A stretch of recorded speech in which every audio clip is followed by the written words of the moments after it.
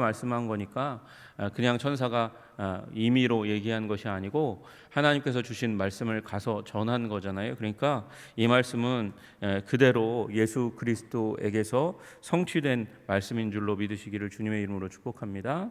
근데 문제는요, 이 말씀이 이 상황, 오늘 이사야서 7장의 전체적인 문맥 가운데 어떤 의미를 가질까? 과연 이게 그냥 그 의미로만 끝날 건가? 여러분, 그 의미로만 끝나기에는 뭔가 이게 와닿지 않는 것 같아요. 왜냐하면 이때에 지금 아하스 때에 일어나는 전쟁으로 말미암아서 주신 말씀이거든요. 근데 그때 전쟁 때니까 굉장히 급박할 때인데, 그때에 이제 700년 후에 한 아기가 올 건데 그게 징조다, 그렇게 얘기하기에는 너무도 멀리 있잖아요. 전쟁의 위협 가운데 있는 아하스의 마음에 위로를 주기에는 그 말씀이 뭔가 좀 이렇게 너무 멀리 있다는 생각이 듭니다. 오늘 말씀의 내용을 잠깐 보면 이렇습니다. 7장 1절에 보면 우시아의 손자요 요담의 아들인 유다의 아하스 왕 때에 문제가 일어났습니다. 아람의 르신 왕, 시리아가 아람이라고 부르는 거예요. 그 아람 왕 르신이 르말리아의 아들 이스라엘의 배가, 르말리아는 이상한 잘 모르는 사람이잖아요. 그러니까 이게 찬타를 통해서 왕이 된 배가 르말리아의 아들이라고 이렇게 약간 비하하는 겁니다. 르말리아의 아들 이스라엘의 배가가 북이스라엘, 그러니까 동족이 지금 올라와서 예루살렘을 쳤다는 겁니다. 그러니까 동족과 시리아가 아람이 군대를 일으켜서 왔습니다. 여러분, 그로 말미암아서 일어난 일이 이제 아하스 왕의 마음이 숲이 바람에 흔들림 같이 흔들렸다. 그게 2절의 말씀이에요. 어떤 사람이 다윗의 집에 알려 이르되 아람이 에브라임과 동맹하였다 하였으므로 왕의 마음과 그 백성의 마음이 숲이 바람에 흔들림 같이 흔들렸더라. 사시나무 떨듯이 떠는 일이 일어나게 됐다, 이렇게 말씀하고 계신 것입니다. 그래서 이 아하스가 전쟁을 준비하기 위해서 이제 돌아다니는 거예요. 그 중에 하나가 수로를 보는 것입니다. 그래서 그때 여호와께서 이사야에게 이르시되 너와 내 아들 스알야숲은 윗못 수도 끝 세탁자의 밭 큰 길로 나가서 거기서 이제 수로를 점검하기 위해서 온 아하스를 만나라. 그래서 만났습니다. 그에게 이르기를 너는 삼가며 조용하라. 르신과 아람과 르말리아의 아들이 심히 노할지라도, 그들이 쳐들어와서 너를 노하여 분노하여 공격할지라도 이들은 연기나는 두 부짓갱이 그루터기에 불과하니 두려워하지 말며 낙심하지 말라, 이렇게 말씀하세요. 여러분, 여기에서 말씀이 약간 이제 우리 히브리어와는 다르게 이제 한글이 이렇게 배열되어 있어서 좀 그 의미가 살지 못하지만 이렇게 말씀하시는 거예요. 하나님께서 너는 삼가며 조용하라, 두려워하지 말며 낙심하지 말라. 이 동사가 4개가 연달아서 나옵니다. 그러니까 하나님께서 아하스에게 위로와 그리고 안심 가운데 들어가도록 그렇게 하나님께서 말씀하시는 거예요. 왜 그러냐 하면 지금 쳐들어오는 아람과 그리고 북이스라엘 군대가 지금 분노해서 큰일 날 것처럼 오지만 연기나는 부짓갱이, 그 불에 타가지고 그래서 거의 끄슬려가지고 힘이 없는 부짓갱이 같은 건데 그들에게 휘둘리지 말아라, 그렇게 말씀하시는 것입니다. 그래서 이들이 오는 목적이 뭐냐면 아람과 에브라임과 르말리아의 아들이 악한 꾀로 너를 대적하여 이르기를 우리가 올라가 유다를 쳐서 그것을 쓰러뜨리고 우리를 위하여 그것을 다 무너뜨리고 다부엘의 아들을 그 중에 세워 왕으로 삼고자 하였으나, 이게 뭐냐면 지금 이 아람과 이 북이스라엘을 왜 움직이냐면 아수르가 쳐들어올 것, 그것 때문에 두려운 거거든요. 그래서 그들이 이쪽 쳐들어오면 서쪽에 있는 나라들이 위태위태하잖아요. 그런데 문제는 이 유다가 친아수르 정책을 취하는 거예요. 그러니까 수리아와 북이스라엘로 치면 위에서 이 아수르가 오고 밑으로는 이 남유다가 이제 문제인 거잖아요. 남유다가 이제 그 갇힌 아수르와 같이 이렇게 문제를 일으키게 되니까 같이 서 있으니까 가운데 끼어 있는 아람과 북이스라엘은 뭔가 대책을 세워야 되는 거예요. 그래서 어떻게 할까 하다가 유다를 치자, 그리고 지금 있는 아하스 말고 다른 사람을 왕으로 세우자, 이렇게 해서 쳐들어온 겁니다. 근데 하나님께서 말씀하세요. 뭐라고 말씀하시냐면 주 여호와의 말씀이 이 일은 서지 못하며 이루어지지 못하리라, 그렇게 말씀하시는 겁니다. 이루어질 수가 없는 일이다, 그렇게 말씀하시는 거예요. 그리고 북이스라엘은 멸망할 것이다, 이렇게 말씀하세요. 대저 아람의 머리는 다메섹이요 다메섹의 머리는 르신이며 65년 내에 에브라임이 패망하여 다시는 나라를 세우지 못할지라. 그렇게 쳐들어오는 에브라임 북이스라엘이 멸망할 거니까 너는 어떻게 해라? 굳세어라, 마음을 단단히 먹어라, 하나님께서 그렇게 말씀하세요. 9절 후반절에 보니까 만일 너희가 굳게 믿지 아니하면 너희는 굳게 서지 못하리라. 이 말씀을 믿으라는 거죠. 굳게 믿으라, 흔들리지 말아라. 여러분, 하나님께서 말씀 주실 때 굳게 믿으시기를 주님의 이름으로 축복합니다. 흔들리지 마시기를 주님의 이름으로 축복합니다. 그것이 믿음입니다. 그것이 아멘 하고 하나님 앞에서 굳건한 좋은 태도로 서 있는 믿음의 사람의 태도인 거예요. 여러분, 그렇게 말씀하시면서 하나님께서 이사야를 통해서 아하스에게 다시 한번 말씀하세요. 10절에 여호와께서 또 아하스에게 말씀하여 이르시되 너는 내 하나님 여호와께 한 징조를 구하되 깊은 곳에서든지 높은 데에서든지 구하라. 어떤 상황 가운데서든지 뭘 구하라? 징조를 구하라, 그렇게 말씀하세요. 근데 이 아하스가 12절에 뭐라고 얘기하냐면 나는 징조 구하지 않겠습니다. 나는 여호와를 시험하지 아니하겠나이다, 이렇게 얘기해요. 그럼 아하스가 믿음이 좋은가 보다? 아니요. 아하스가요, 믿음이 좋은 게 아니라 딴 마음을 품었기 때문에 그래요. 이미 그냥 아수르한테 의지하기로 생각한 거예요. 이 북이스라엘과 아람이 쳐들어오는데 그 위기 가운데 마음이 사시나무 떨듯 하는데 그 가운데서 선지자의 말은 별로 내게 중요한 것이 아니고 이 선지자의 말이 이 군사적인 침공 가운데 도대체 무슨 도움이 되겠나, 이렇게 생각해서 아수르에 의지하기로 결정을 한 것입니다. 그걸 하나님께서 아시고는 이사야를 통해서 이렇게 말씀하시는 거예요. 이사야가 이르되 다윗의 집이여 원하건대 들을지어다 너희가 사람을 괴롭히고서. 그러면 하나님께서 심판하시는 유다에 대한 심판의 메시지가 이 이사야서 1장부터 39장까지 계속해서 나오거든요. 왜 그렇습니까? 사람을 괴롭히는 일이 있고 하나님을 무시하는 일이 있어요. 여기에는 특별히 너희가 사람을 괴롭히고서 연약하고 힘없는 자들을 괴롭히는 유다의 지도층들에 대해서 하나님께서 심판의 메시지를 많이 주셨는데 그것에 대해서 말씀하고 그것을 작은 일로 여겨서 그것을 작은 일로 그렇게 생각할 뿐만 아니라 또 나의 하나님을 괴롭히려 하느냐, 하나님을 괴롭히고 있다, 슬프게 하고 있다, 마음 상하게 하고 있다, 이렇게 말씀하시는 거죠. 그러면서 말씀하시는 게 지금 14절의 말씀이에요. 전쟁의 위기 가운데서 말씀하시는 한 징조가 뭐냐? 보라, 처녀가 잉태하여 아들을 낳을 것이요 그의 이름을 임마누엘이라 하리라, 이렇게 말씀하세요. 여러분, 이 말씀을 들으면 그러니까 아마 요게 이 장차 오실 예수님에 대한 말씀이기도 하지만 지금 전쟁을 앞두고 있는, 그래서 아수르를 의지하지 말고 그리고 아람과 북이스라엘의 침공에 단단하게 믿음으로 굳건하게 서서 하나님이 은혜 주실 것을 바라봐라. 그 징조가 이 여인이 처녀가 잉태하여 아들을 낳을 거다. 그러니까 유다 왕가 가운데 무슨 아기가 태어나는 게 징조인가 보다, 이렇게 생각해 볼 수 있을 겁니다.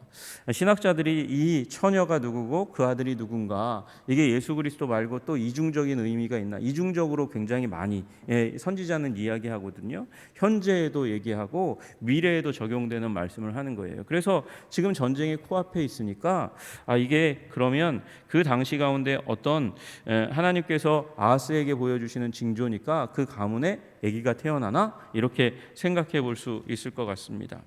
여러분, 그런데 당시 요 아하스의 왕가 가운데서 아기가 기적적으로 태어났다, 이런 기록이 없어요. 그러면 이게 도대체 무슨 의미일까? 무슨 의미일까? 우리가 생각해 봐야 합니다. 일단 먼저는 처녀를 생각해 보아야 될 필요가 있어요. 이 처녀가 도대체 누구를 의미하는 걸까? 어떤 여인을 의미하는 걸까? 여러분, 우리 열왕기하 당시에 이 사건을 의미하는 게 역대하 28장인데 그 당시 이 다윗 이후에 솔로몬 이후에 왕가에 주로 쓰이던 말씀을 몇 개 찾아보면 여러분이 이 처녀의 정체를 아시게 될 거예요. 열왕기하 25장 38절에 이렇게 말씀하세요. 여호와께서 아수르 왕에 대하여 이같이 말씀하시기를 처녀 나오죠? 처녀 딸 시온이 너를 멸시하며 너를 비웃었으며 딸 예루살렘이 너를 향하여 머리를 흔들었느니라. 이사야서 1장 8절도 말하세요.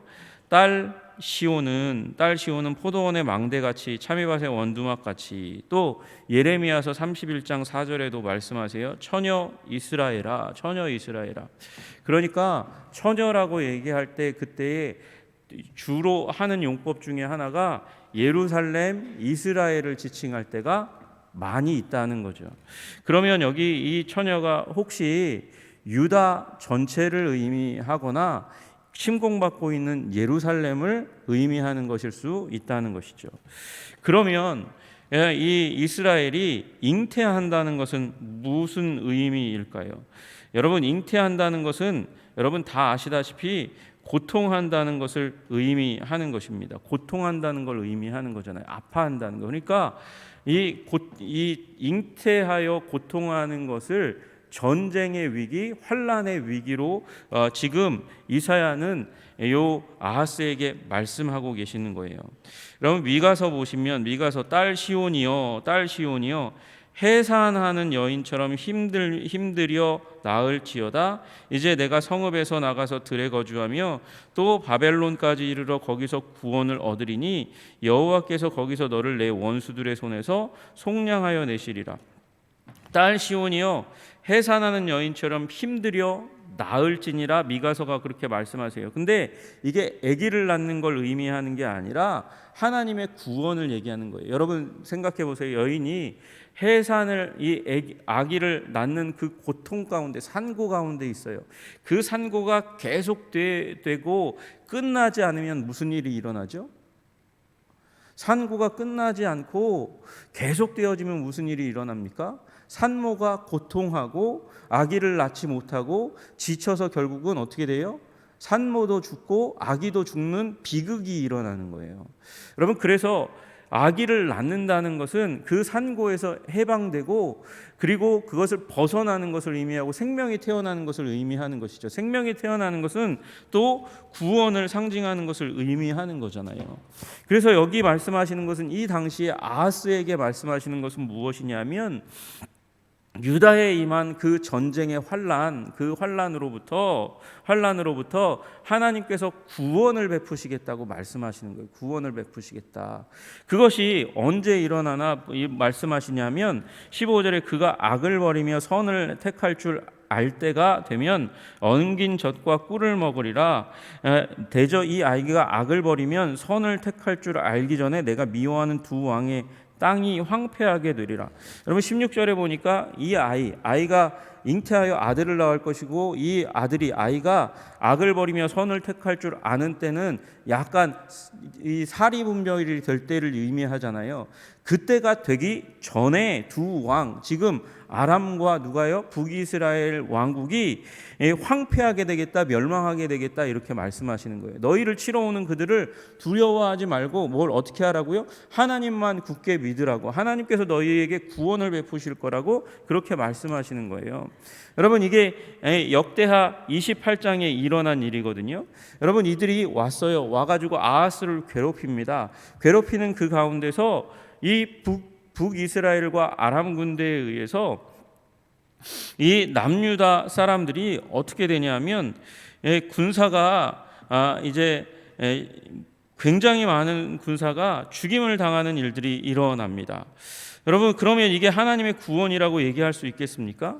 여러분 여기 보시면 28장에 보시면 이 이스라엘 백성들이 와가지고 그 나라를 쳐서 이 역대하 28장 8절에 보면 이스라엘 자손이 그들의 형제 중에서 그들의 아내와 자녀를 합하여 20만 명을 사로잡고 그들의 재물을 많이 노력하여 사마리아로 가져가니 북이스라엘이 포로를 20만 명을 데리고 갔어요. 그리고 그 전에 6절에 보니까 베가가 유다에서 하루 동안에 용사 12만 명을 죽였대요.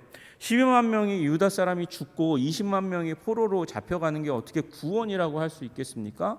하나님이 이렇게 처녀가 잉태하여 아들을 낳을 것이라고 이야기하셨으면서 그러면서 환난으로부터 구원해 주시지 않는 이 상황은 도대체 뭘까요? 그런데 여러분, 하나님은 신실하셔서 구원을 베푸셨어요. 여러분, 이게 해산의 고통이라는 거예요. 지금 12만 명이 죽고 20만 명이 포로로 들어가는 건 해산하는 고통 가운데 임했다는 것이죠. 그러나 그것으로 끝나지 않고 하나님께서 그 고통을 끝내주셨다는 거예요. 어떻게 끝내주셨냐? 그렇게 가고 있는데 이 이스라엘에서 사역하고 있던 여호와의 선지자 오뎃이라는 분이 사마리아로 돌아오는 군대를 영접하면서 그들에게 이렇게 얘기합니다. 너희 조상의 하나님 여호와께서 유다에게 진노하셨으므로 너희 손에 넘기셨거늘, 하나님께서 유다에게 진노하셔서 너희 손에 넘긴 거야. 그런데 너희의 노기가 충천하여 살육하고 이제 너희가 또 유다와 예루살렘 백성들을 압제하여 노예로 삼고자 생각하는도다. 그러나 너희는 너희의 하나님 여호와께 범죄함이 없느냐? 너희는 죄 안 지었어? 너희는 범죄한 적이 없어? 그런즉 너희는 내 말을 듣고 너희 형제 중에서, 그들은 우리 형제잖아, 형제 중에서 사로잡혀 온 포로를 놓아 돌아가게 하라. 여호와의 진노가 너희에게 임박하였느니라. 이렇게 말씀하세요. 임박하였느니라. 여러분, 그래서 이 말을 듣고 오뎃의 선지자를 듣고 20만 명 포로로 끌고 와서 우리의 노예로 삼고 재산을 불리자, 그렇게 생각한 그 이스라엘 병사들의 마음, 지도자들의 마음을 뒤집어 엎으셔가지고 하나님께서 이 20만 명을 다시 유다로 돌아가게 하셔서 그들이 자신의 땅으로, 가정으로 돌아가게 하시는 기적을 베푸셨다는 거예요. 군사력이 아니라 누구를 통해서요? 이스라엘의 선지자 오뎃 한 사람의 입술의 선언을 통해서 20만 명이 다시 집으로 돌아오는 일이 일어나게 되었다 말씀하시는 것이죠. 그래서 유다가 위기 가운데서 다시 돌이키게 되는 구원을 얻게 됐어요. 처녀가 잉태했는데 고통했는데 그 고통으로 유다가 멸망할 위기에 있는데 하나님께서 돌이켜서 오게 하셨다는 것이죠. 여러분, 이 의미를 알고 나면 장차 이루어지게 될 하나님께서 주실 예수 그리스도로 말미암아 우리에게 주실 구원의 메시지가 더욱더 살아있는 의미로 오게 되는 거예요. 여러분, 인류는 유다가 당한 것보다 더한, 여러분과 저는 유다가 당한 것보다 더한 군대에 의해서 공격당하고 점령당하고 있습니다. 그 군대가 어떤 군대입니까? 사단의 군대고, 죄를 사용해서 악으로 우리의 인생을 물들이고 신음하게 만들고 아프게 하고 괴롭게 만드는, 그래서 잉태하는 산고와 같은 인생의 고통으로 가득 차게 만드는 그 고통이란 말이에요. 그 고통에서 하나님께서 유다를 구원하심 같이 우리를 구원하신다는 거예요. 어떻게 해요? 이 잉태하는 고통으로부터 하나님께서 오뎃 선지자를 통해서 돌이켜 이 유다의 백성들을 돌아오게 만들고 회복하게 만들고 그리고 영속하게 만드신 것처럼 하나님께서 굳게 믿는 자, 하나님의 말씀을 굳게 믿는 자, 어떤 거예요? 처녀가 잉태하여 아들을 낳을 것이라고, 그분이 예수 그리스도라고 그분을 붙드는 자들은 구원을 얻을 거라고 말씀하시는 것이죠. 그걸 거절하는 이 아하스와 같은 자는 어떻게 됩니까? 아하스와 같은 자는 하나님을 괴롭히는 자예요. 하나님을 괴롭게 하는 자예요. 우리 13절에 말씀하신 너희가 사람을 괴롭히고서 그것을 작은 일로 여겨 또 하나님을 괴롭히려 하느냐. 여러분, 하나님은 아하스에 대해서 괴로워하셔요. 마음에 아파하시고 그리고 상심하세요. 마찬가지예요. 우리가 여호와의 은혜를 구하지 않고 이 죄와 사단과 사망 권세의 이 침공을 가볍게 여기고 심각한 것으로 여기지 않고 하나님의 구원의 메시지를 의지하지 않고 어떻게 해요? 다른 길로 구원을 찾으려고 하는, 아스루 군대에게 의지하는 아하스처럼 다른 길을 찾아서 우리의 삶의 행복을 쫓으려고 하고 추구하려고 하고 해결하려고 하는 그 시도와 생각들이 다 하나님을 괴롭게 하는 거예요. 그 괴롭게 하신, 괴로움을 당하신 그 하나님, 다른 방법을 찾으려고 애쓰고 힘쓰고 괴로워하는 우리들을 바라보시면서 마음 상하고 아파하고 찢어지는 가슴을 가지고 계시는 그분께서 대책을 세우시고, 그래서 어떻게 하십니까? 예수님을 이 땅 가운데 보내셔서 우리를 상심으로부터, 괴롭게 하는 데로부터 구원하시기 위해서 십자가에 달려 죽으신 줄로 믿으시기를 주님의 이름으로 축복합니다. 여러분, 거기에 무엇이 있습니까? 하나님의 인내가 있어요. 하나님의 오래 참으심이 있어요. 그리고 우리를 향한 사랑이 있어요. 그리고 구원이 있어요. 그것이 십자가의 메시지인 것이죠. 그것을 위해서 예수님께서 이 땅 가운데 임마누엘 하신 거예요. 우리와 함께 하시기 위해서. 여러분, 이 임마누엘이 우리와 함께 하는 거잖아요. 그것은 구원의 사건을 의미하는 거예요.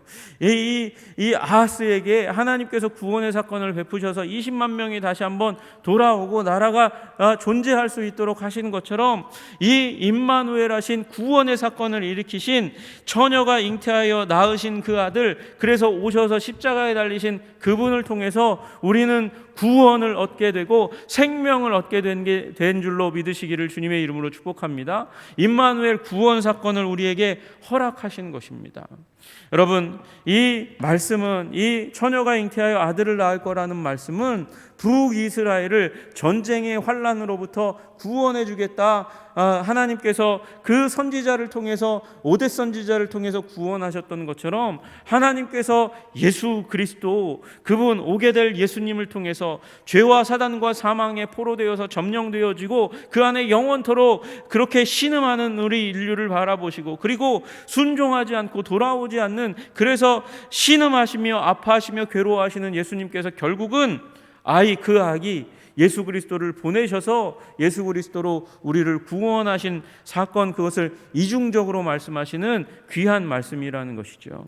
여러분, 그리고 이것이 이 은혜의 말씀을 통해서 여러분이 힘을 얻고 능력을 얻으시기를 주님의 이름으로 축복합니다. 주님은 예수 그리스도를 통해서 우리의 영원히 구원받도록 하시는 하나님이십니다. 그리고 동시에 전쟁에 빠진 이 신음하는 아하스를 하나님께서 구원하심 같이 우리의 물리적인 삶, 전쟁과 같은 삶 가운데서도 하나님께서 구원 계획을 베푸시고, 그 가운데 사시나무 떨듯이 떨지 말고, 하나님을 괴롭게 하지 말고 하나님을 의지함으로 말미암아 우리의 물리적인 삶, 이 땅에서의 삶 가운데, 육체의 삶 가운데서도 구원을 바라보고 하나님을 바라고 하나님께 의지하는 사람 되기를 원하시는 하나님의 귀하시고 온전하신 뜻이 담겨 있는 줄로 믿으시기를 주님의 이름으로 축복합니다. 기도하겠습니다.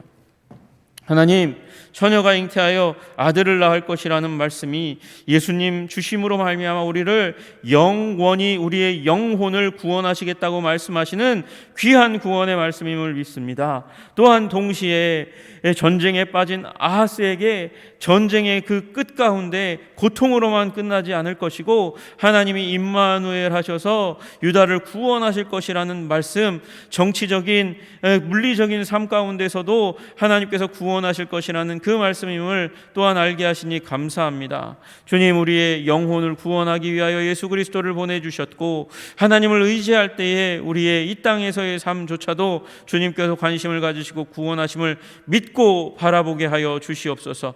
말미암아 우리의 영혼을 맡길 뿐만 아니라 우리의 가정을, 우리의 자녀와 배우자를, 하나님, 우리의 부모를 주님께 맡기고, 우리의 사랑하는 이웃을 주님께 맡기고 구원을 위하여 기도하고 간구하는 자들이 되게 하여 주시옵소서. 주님, 우리의 교회를 향하여 주님께서 베푸시는 그 사랑이 아버지 우리 눈에 보여 알고 깨달을 수 있을 정도로 주님 아버지 우리에게 기적을 베푸시기를 간절히 소원합니다. 임마누엘 하나님이 경험되게 하여 주시옵소서. 예수 그리스도 이름 받들어 기도드리옵나이다. 아멘.